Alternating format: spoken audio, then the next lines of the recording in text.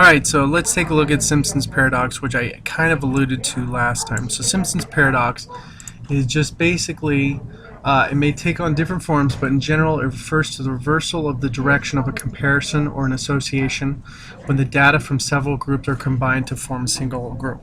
So in other words, there was a study done back in the 1970s in the UK where this group asked these women over 20 years, did they smoke, how old were they, and then kept track of whether they were dead or alive at the end of 20 years.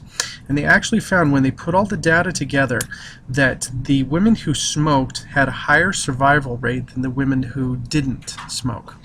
And what they found was, when they took a two-table system look at it, they found out that several things popped up to mind, and they said, oh my gosh, what is going on? So they looked at the data instead of as a whole, and they looked at it by subgroups of age and everything, and they found out that the mortality rates for the smokers was higher than the mortality rates than the non-smokers. And it's just a weird paradox that actually appears a lot. And so someone tried to, some tobacco agency from the America actually tried to use that to say, oh, this is true and stuff, but in actuality it's Simpson's paradox that says when you take all the data and you put it together, in one group without paying attention to the subsets, then you're going to come up with a different story than if you look at each set of the subsets and everything. So that's the huge thing about Simpson's paradox that just really pops up.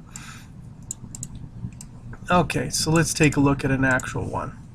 Alright, so here's two batters that if we look at their information, okay, the two batters, Alex Rodriguez hit 388 over the first half of the season. Ichiro Suzuki hit 385 over the first half as well. So already Alex is beating him in the first half. But in the second half, what is actually happening is that Alex is just a little bit behind Alex is a little bit behind Ichiro, and Ichiro wins it. So some people suspect, oh, he has the higher average, so he should win the overall batting title or the overall comparison, when in matter of fact he doesn't.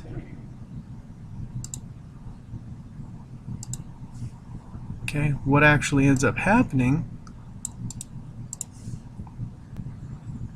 alright, when in actuality if you look at the year-end totals, A-Rod doesn't even come close to what Ichiro does. And so that's a really interesting fact, that when you look at the total data, you tend to see something happen that doesn't normally happen. And like, for example, I can tell you right now, this right here, this average being as high and not dropping as much, okay, might tend to be that this is from a smaller data set. In other words, his average didn't drop as much, whereas this guy, he probably was healthy the entire year. And I can tell you that from just taking a look at the numbers, that Simpson's paradox actually explains this stuff pretty well.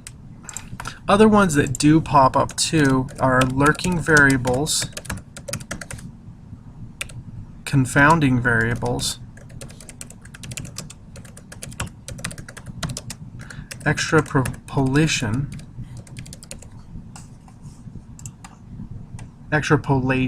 sorry, that should be extrapolation. Okay, so lurking variables, or looking, apparently it's in my typing world. Lurking, L-R. There we go. Okay, so lurking variables are, like, for example, if two things, in other words, lurking variables happen when correlation implies causation, which it doesn't. For example, the whole sunglasses and ice cream scheme, as sunglass purchase increase, so does ice cream. So does that mean that ice cream is increasing? And the lurking variable would be the temperature. It's something else that is just bringing it up. Okay. All right. Another one is the. Okay.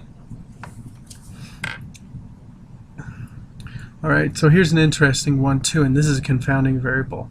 Okay, so this is just dealing with that. So lurking variables is when causation implies, or correlation implies causation, and that doesn't always happen. So you have to be careful about this one. All right, now confounding variables. In conference play last year, Kent State outshot one teammate outshot another teammate both from 2-point range and from 3-point range. And this means that that first teammate outshot the other teammate from the field overall.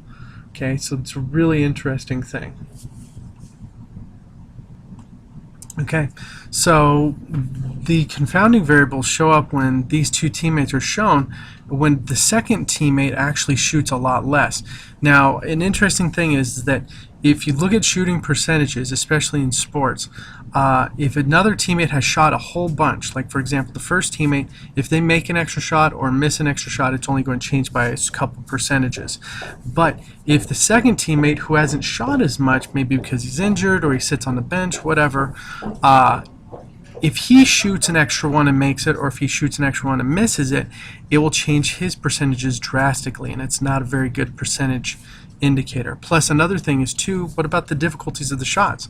If this first teammate shot many shots from beyond 3-point range and the second teammate only shot a couple, okay, the difficulty of making it all, like for example, if the second teammate makes 1 out of 2. Hold on, let me type these down.